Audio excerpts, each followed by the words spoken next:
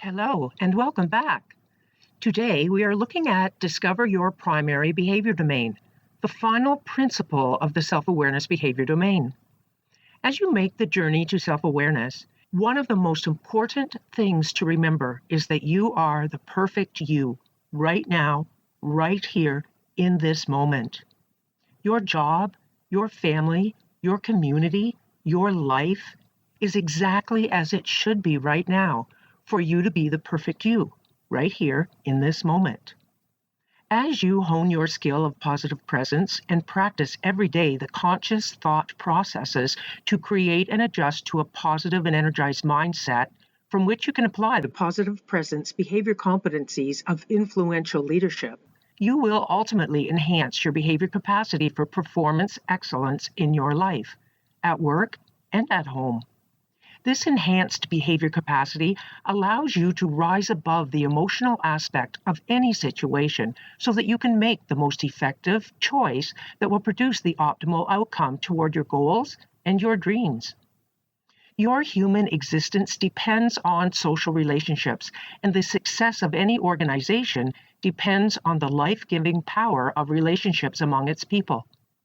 Socially focused organizations have the ability to form positive, energized relationships that are built to survive today's chaos, ambiguity, and complexity. As a leader, knowing your personal behavior style and how it impacts others creates social intelligence within your organization. When you know your own style and have an understanding of the other distinct styles, you are able to adjust and change your social interaction to lead, inspire, and motivate others to be the best they can be. Your ability to adjust and change requires an open mind and an open heart. It requires you to relax and receive without bias or prejudice. It requires a conscious effort and practice. Your ability to quiet the mind chatter and focus in the moment, your ability to be present in the moment is a huge accomplishment and one that we will continue to practice a lot. My friend Dina Proctor is a living testament to the fact that meditation and mindfulness not only brings peace and clarity, it can be used to train our brain for focus. I have adapted one of Dina's 3x3s into a mini meditation, a mini-med, to open your mind. The music that accompanies the mini-meds is a type of brainwave music. Brainwave music has been proven to move a person into a more positive mental and emotional attitude. The clip that you are hearing is typical of the theta brainwave state, which has proven benefits such as a deeper connection to one's emotions, increased intuition, greater levels of energy and relaxation, enhanced self-awareness, and a greater ability to enter into a highly focused, effortless learning state. So please, close your eyes and take a deep, deep breath. Welcome to the mini-med for thought cleansing for an open mind. For these couple of minutes, I invite you to find a comfortable position for your body and let every muscle relax any tension right now. You may be feeling that there are so many thoughts, it just feels like your brain is so crowded and you would love to be able to just have a thorough cleansing, to have any thoughts that no longer serve you, to be easily removed and released, and to have those good flowering thoughts be even more deeply planted in your mind. Imagine that there's a warm ball of light energy that is surrounding your physical being and concentrated right around your head, just bringing a feeling of warm, supportive love around your mind and your brain. This warm light and this ball of energy is easily able to infiltrate right into your brain, right into every aspect of your mind. Let this energy in and invite it to do its work. Let it encompass every brain cell, every dimension of your mind and weed out, easily releasing any thoughts that no longer serve you, and rewire any thinking that needs to be rewired right now. If there's something specific that's been bothering you, invite the warm, healing light to handle that situation, to come in and sort out the useful thoughts, and easily release any thoughts that are blocking your solution and your movement forward.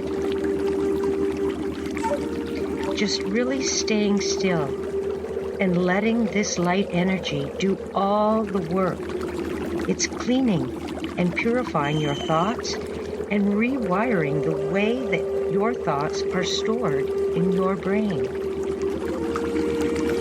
Let yourself just settle and breathe deeply as this light does its work, maintaining that deep stillness and peaceful trust that this light energy is doing great positive work for you right now. And now, let your body take one last deep breath in, knowing that the thoughts remaining are those that serve you best and are grounded and present in solution and love, moving you forward.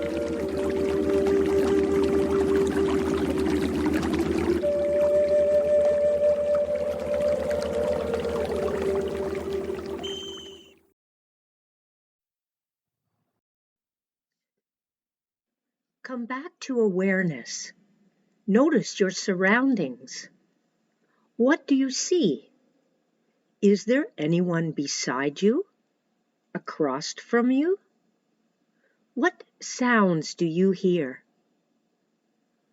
The importance of self-awareness cannot be overstated. Your thought and behavior habits are perfectly designed to get the results they are getting. The question is, are your habits taking you where you want to go? At the same time, far too many of today's leaders are unaware of how they are perceived by their peers and subordinates.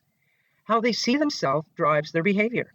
Often, leaders in places of authority and success-level positions are protective of the behavior they believe is the source of their success. They are unaware of the disruption they cause, and their behavior lapses are obvious to everyone but to themselves. A habit is a behavior or attitude we keep repeating. A habit is something we do so often it becomes almost automatic. Each of us develops certain habits that gradually become firmly embedded in our life and work. Being aware of our patterns is essential to utilizing and leveraging our strengths, as well as identifying and correcting our barriers. We don't determine our future. We determine our habits, and our habits determine our future. This personal discipline of awareness is about how your habits help or hinder you achieving your goals and living your values. If you cannot give an affirmative answer to the question, are your habits taking you where you want to go? Then if not, it is time to change your habits. You have heard me say that you cannot lead others to be the best they can be until you first commit yourself to being your very best self. Knowing and practicing what it takes to be your very best self is hard work. It takes time, and in many instances, it takes a lot of courage. What's more, knowing and practicing the necessary balance between being your very best self and being the best you can be for others is crucial. In healthcare particularly, where you actually sign up to give of yourself to others, and more often than not, you are personally fulfilled and gratified in that role, there is a very fine line between looking after others and looking after yourself. In fact, in today's atmosphere of ambiguity, complexity, and financial restraints leading to high-stress work environments, there is ample potential for a diminished state of what they call professional quality of life. More than half of healthcare workers suffer from role overload, a situation that is damaging their physical and mental health and putting many on the fast track to burnout, compassion fatigue, and/or vicarious trauma. Role overload is not caused by the number of hours worked, but rather by the increasing complexity of the work, the complex interdependence, the constant competing priorities, and a culture in which every task is urgent and it is unacceptable to say no. In today's complex, ambiguous, and fast-changing organizations, many employees suffer from role overload, a situation that is damaging their physical and mental health and putting many on the fast track to burnout, compassion fatigue, and/or vicarious trauma. Role overload is not caused by the number of hours worked, but rather by the increasing complexity of the work, the complex interdependence, the constant competing priorities, and a culture in which every task is urgent and it is unacceptable to say no.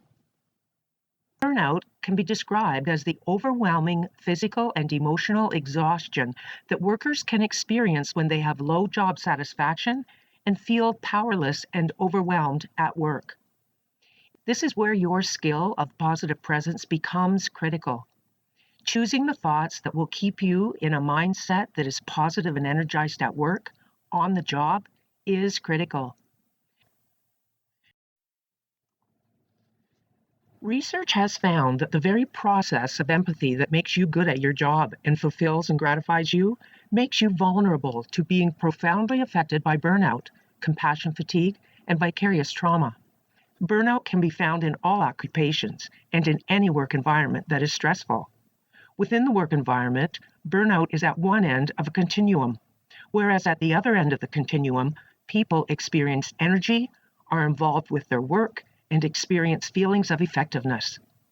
The two primary drivers of burnout include excessive workload and conflicts of personal values with organizational values.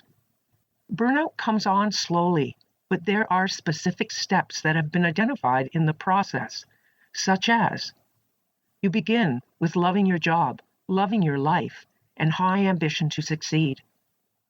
As time goes on, you work harder and you work longer. You begin to neglect your emotional, physical, and spiritual needs. Life starts to feel unfulfilling. And then there is a change in your work efficiency, and you deny work-related problems. Then there is social withdrawal, changes in your behavior, and a depersonalization of your job. You may have feelings of emptiness, and then depression, and finally, physical and emotional collapse. Remember, too, that you do not have to take this journey alone. Creating and maintaining a strong and positive support system of peers and colleagues is important. Also, when you are clear on your personal values and purpose and have aligned them to your organization's values, mission, and vision, you will have the power to stay focused and also to reach out and help others. Compassion fatigue, also called secondary traumatic stress or vicarious trauma, is a type of burnout but far more pervasive. It appears in occupations dealing directly with trauma victims. It can even emerge in you if you have been witness to some traumatic experience. In business circles, compassion fatigue has been called the cost of caring and can be described, in other words, as an emotional desensitization one undergoes when faced with trauma on a consistent basis. Again, this is where your skill of positive presence becomes critical. Choosing the thoughts that will keep you in a mindset that is positive and energized at work, on the job, is critical. The aspect of your work over which you have control is you, your thoughts, your feelings, your action, your behavior. A deep understanding of the human condition of perceiving is critical. Perceiving is the process of using the senses to acquire information about the surrounding environment or situation. Without awareness, our perception is driven by our brain's default setting to find a match from a previous life experience. When we apply our skill of positive presence and look at the situation with a positive and energized mindset, only then will we have the ability to choose the most effective behavior for the optimal outcome. This picture is a great example of perception. Who sees a young woman? Who sees an old woman? Who can see both? There are 3 levels of self-awareness, and we pass through all 3 levels as we adapt and acquire self-awareness as a performance behavior skill. At level 1, we recognize our habits. You cannot change what you are unwilling to see in your own habits. Another term for perspective is focus frame. You can get locked into your own focus frame and lose a great deal of perception and perspective in the process. At level 2, you understand how your habits impact other people. It takes a lot of awareness and discipline and practice to avoid the trap of confirmation bias. This is a mental thing where we look to find what we are predisposed to be looking for in people and events. It's a type of self-fulfilling prophecy that leads to distortion of our focus frame and perspective. At level 3, this is where we take action to change and improve. This step requires a great deal of courage and honesty, and it requires 4 essential elements, commitments from yourself, if you will, to ensure success. First, let go of the past. Second, develop a passion for truth-telling. Third, be supportive and helpful in all you do. And finally, start with one behavior and habit change at a time. This slide illustrates how different people focus on different aspects of a situation. No 2 people have the same focus frame because no 2 people think the same or have had the exact same life experiences. Even when we hear the same words or see the same event, your focus will be different than mine. In the workplace, this becomes a key factor, and getting everyone on the same page can be challenging. Furthermore, many people tend to invest significant emotional energy into defending their focus frame rather than seeking to understand other aspects of the circle of reality. Again, we must proactively and intentionally seek to understand what is outside our personal focus frame, knowing always that there are not just one, but many differing perspectives, perceptions, and realities. The key is to keep an open and quizzical mind, to be clear on the mission, vision, and purpose of your organization, to be clear on your values, your purpose, and the ever-changing environment that you find yourself in, to pause, reflect, and ask questions, always striving to bring a positive and energized energy in harmony with those around you. Reality means real existence, an actual being or existence, as opposed to an imaginary, idealized, or false nature. Here we see some common examples of misconceived perception. Perception 1, not motivated to work quickly. Reality is, individual takes time to process information. Perception 2 is direct and curt. Reality is, the person is task-focused. Perception 3, always talking, does not get work done. The reality is, the person is energized by people. And finally, perception 4, doesn't want to make own decisions. The reality is, prefers a strong leader. An influential leader always chooses the most positive mode of perception. Always. If your perception is of a negative nature, you must stop and reflect, and then give the benefit of the doubt. Then, if and when your perception proves incorrect, find the most positive approach to address the issue. This is the reality matrix or Johari window model that is widely used for self-awareness, personal development, group development, and understanding relationship.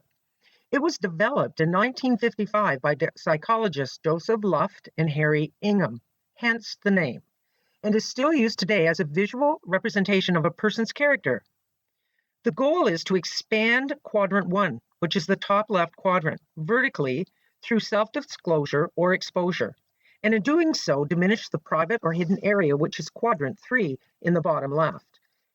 And also, we want to expand quadrant 1, top left quadrant, horizontally through feedback or solicitation, and in doing so, we diminish the blind area, which is quadrant 2 at the top right. At the same time, through self-discovery and the observations of others, you will diminish your area of unknown or undiscovered. Performance excellence and strong relationships depend on trust. One of the most effective ways of building trust with others is by disclosing information about yourself and soliciting feedback from which you build your awareness for improving relationships. Using this model in a group setting will help build awareness and relationships within the group, improve communications, enhance relationship skills, and increase metacognitive abilities. Quadrant 1, top left, is the most important quadrant, and as it expands, you will not only improve your ability to communicate honestly and openly, you will strengthen relationships with all those around you. Successful people possess a very large quadrant 1, which is also called the open or free area, the arena, or the public quadrant. This quadrant represents all the things you know about yourself and that others know about you, including your behavior, knowledge, skills, capabilities, attitudes, thoughts, feelings, and public history. This quadrant is where you are the happiest, where others are aligned with you, and there is positive verbal and nonverbal communication. Trust and cooperation are at their highest here. It is in this area that goals are attained and success is realized. The blind area is quadrant 2 at the top right. It is not an effective or productive space for individuals or groups to be in. Influential leaders take responsibility for reducing this area by first asking for feedback, and then by giving sensitive, non-judgmental feedback, encouraging feedback and/or disclosure, and creating an environment without fear. The hidden area, quadrant 3, is at the bottom left. It is also known as the private area, the facade, or the mask area, and includes sensitivities, fears, hidden agendas, manipulative intentions, secrets, anything that a person knows but does not reveal. Your organizational culture and working atmosphere have a major influence on team members' preparedness to disclose their hidden selves. The unknown area is quadrant 4 at the bottom right. It is also known as the undiscovered or unconscious area, and it is the part of yourself that neither you nor other people see. Influential leaders create an environment that promotes the processes of self-discovery, constructive observation, and feedback among team members. With your newfound self-awareness comes the need to bring your awareness to the environment around you. To start, make a mental note of people and situations that trigger your negative feelings and thoughts. You may notice that the negative moods and thinking of a toxic person can be extremely pervasive and emotionally draining. The nervous energy, the anger at life and everyone in it, the sadness, the complaints, the clinginess, attention-seeking, the gossips, the consistently negative viewpoint. These negative attitudes will suck the positive out of even the most upbeat and positive person. For some, the best defense is to avoid the toxic people and/or situation, or at the very least to keep the encounter to a very minimum. But what if that is not an option? The first step is to consciously acknowledge that negativity is being sent your way. The next step is to consciously refuse to allow the negativity into your mind. You might even want to create a personal signal to remind yourself throughout the encounter to keep deflecting the negative conversation and energy that's beaming at you. Your personal signal might be pulling a piece of your hair, or digging your thumbnail into your palm, or flicking your wrist, or tapping somewhere on your opposite hand. Whatever the signal, it will be your conscious reminder that you must ward off the negative.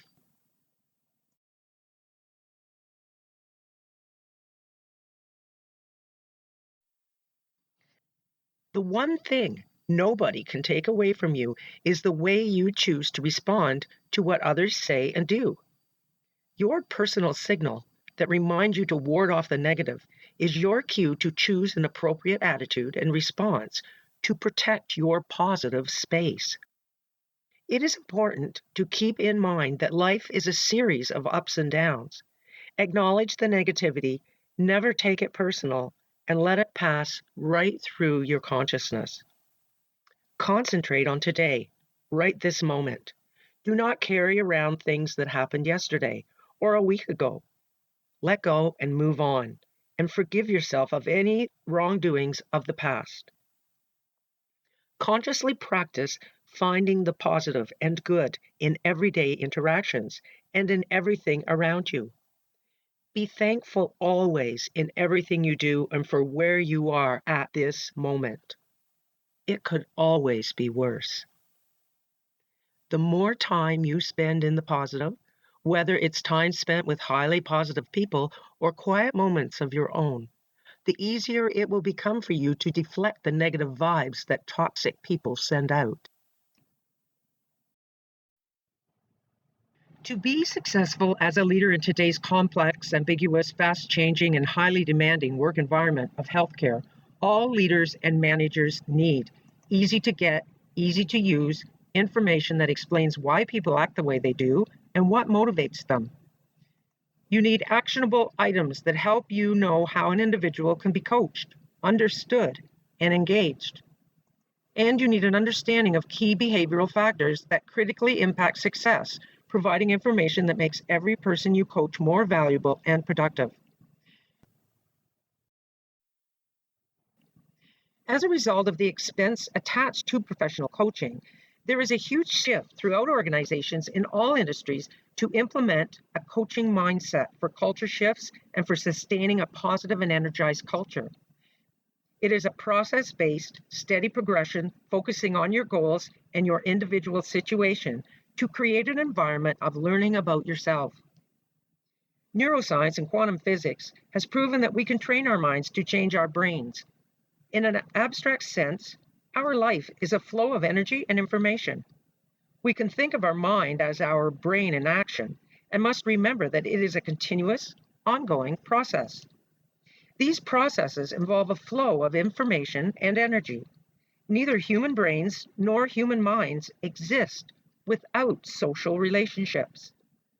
Using your skill of positive presence enables you to cultivate a coaching mindset for a positive flow of emotional energy within yourself and with those around you, to create a system-wide perspective of flexibility and change to create a positive flow of social relationships. The consequence of not knowing why people act the way they do and what motivates them, of not knowing how an individual can be coached, understood, and engaged, and of not knowing the key behavioral factors that critically impact success are devastating to performance. You will see decreased productivity. You will see people not asking for help, people not sharing information. You will notice people won't tell the truth, and they will have a my way or the highway approach. There will be missed deadlines and rework and poor quality of work and chronic absenteeism from both mental and physical illnesses. This slide introduces us to the situational leadership model. As the name implies, under this theory, leadership depends upon each individual situation, and no single leadership style can be considered the best.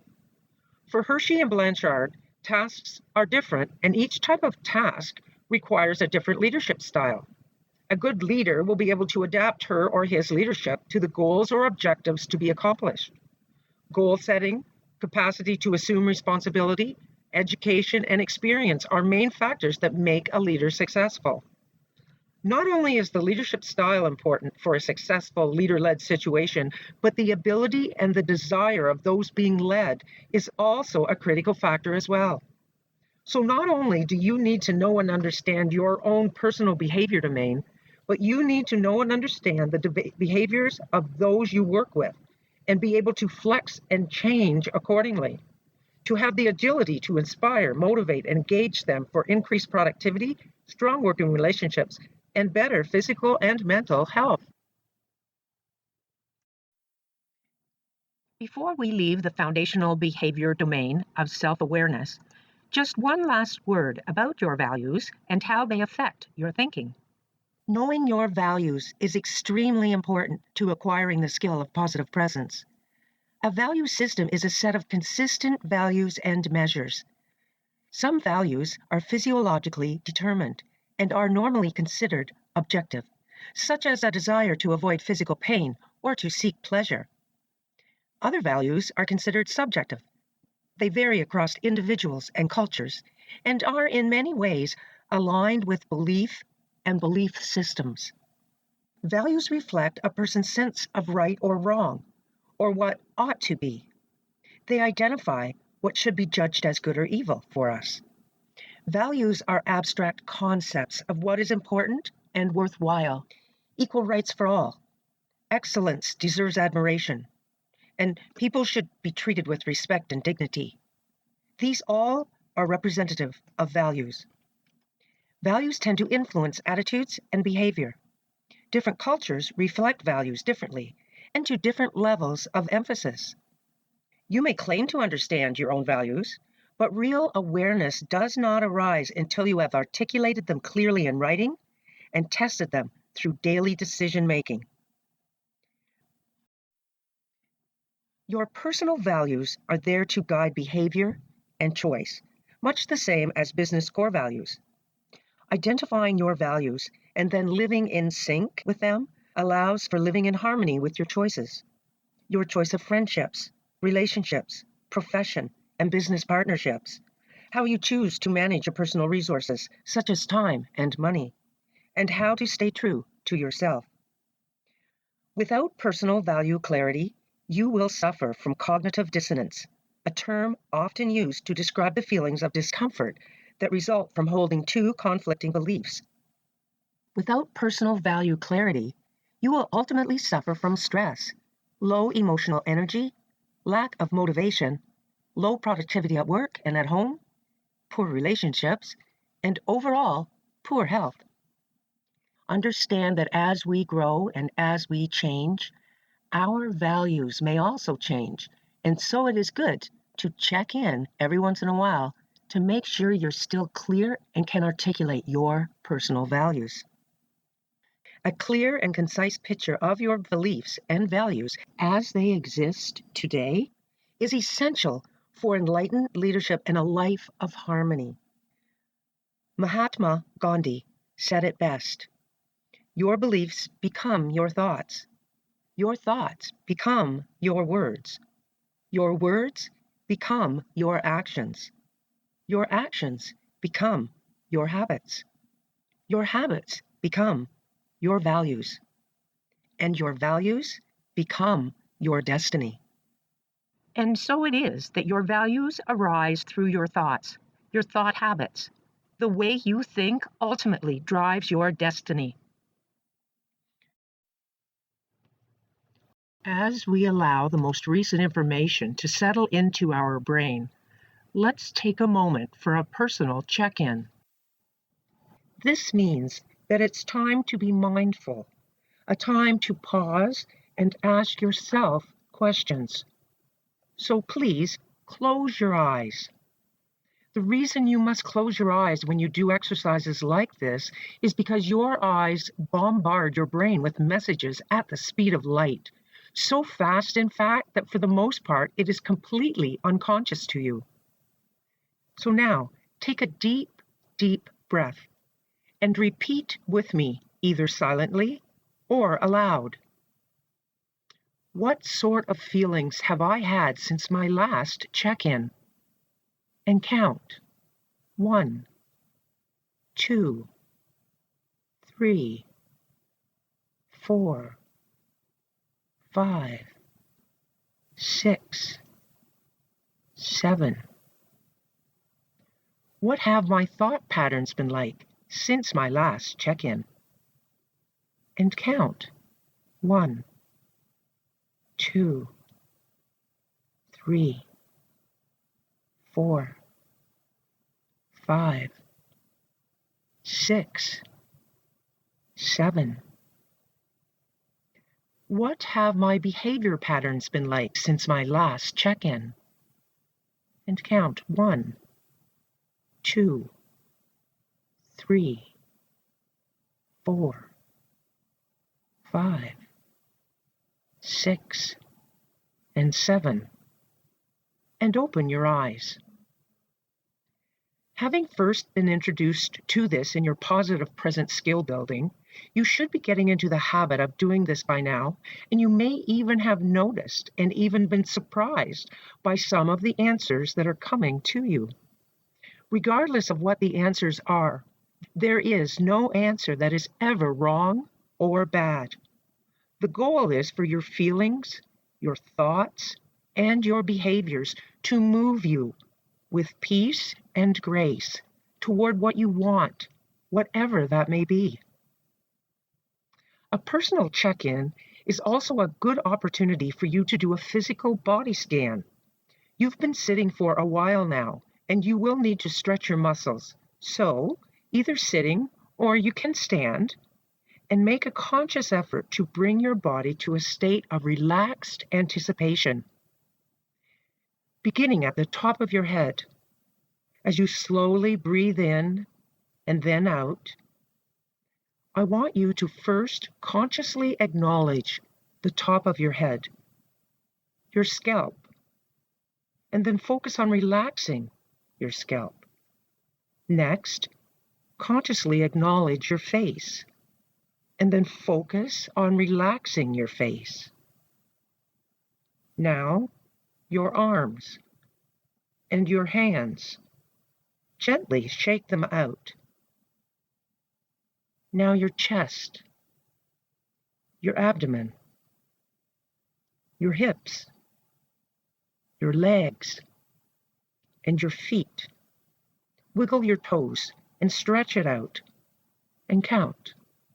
1, 2, 3, 4, 5, 6, 7, 8, 9, 10. Now, if you are standing, please take a seat. And again, please close your eyes. This time, I would ask you to repeat after me, either silently or aloud. Please allow my mind to be open and accepting of all information coming to me, that I may think upon it in the days to come. Now open your eyes. You will never lead other people successfully, influentially, if you do not lead your own self well. Benjamin Franklin wrote, "A man wrapped up in himself makes a very small bundle." Self-aware people know and are comfortable talking about their strengths and their weaknesses, and they have a thirst for feedback on how their behavior impacts other people. However, people with no or very low self-awareness misguidedly interpret the messages that they need to improve their behavior as a threat or a sign of weakness. In the worst case, they not only reject the message, but shoot the proverbial messenger in the process.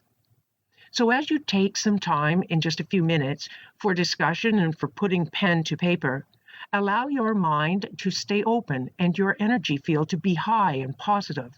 In doing so, you will be comfortable talking about your strengths and your barriers. You will be the person with a thirst for feedback and a hunger to behave so others can be their best.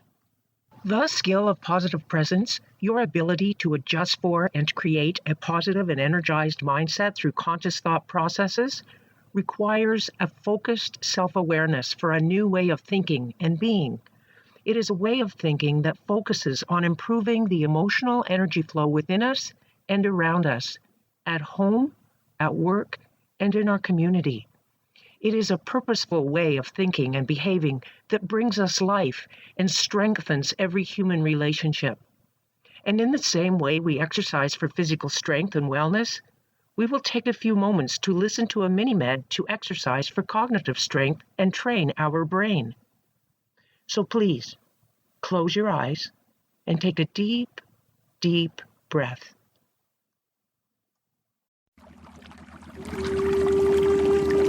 Welcome to the mini-med for training your brain. For the next few minutes, I invite you to sit comfortably and find a place of calm, peaceful stillness within you, letting any thoughts and any tension melt completely out of your body. As you let your body settle in, and as you feel your shoulders relaxing and your thoughts releasing, I invite you to consider a visual representation of the neural pathways of your brain, the thought patterns of your brain. You might imagine them to be like roadways, or railroad tracks, or canyons where energy or water would flow through them. And identify in your brain which are the old thought patterns, the old pathways that you wish to withdraw attention and energy from, and then identify where the newly formed pathways are being laid. Two separate areas of your brain, like roadways or paths, one well-worn and one newly formed. Now imagine that the energy source that has been wearing down those old brain patterns, those old neural pathways, that energy source is withdrawing, like a riverbed drying up from lack of water. Those old worn pathways are drying up and no longer being used regularly. The energy source is shifting. You can feel it shift. You know that it's shifting and leaving behind the old pathways. The energy is flowing toward the newly formed pathways. It's physically altering the way that you think and the way that your mind works. This energy source gently flows, softly shaping new thought patterns, new ways of thinking, new pathways in your brain and in your mind. This energy source is deepening the new pathways so that they will become your most well-worn ways of thinking. So now, take one more moment and imagine this energy source deepening and solidifying new neural pathways in your brain, gently withdrawing attention where you no longer like it to flow, and easily and effortlessly maintaining and shaping your new thought patterns from here going forward.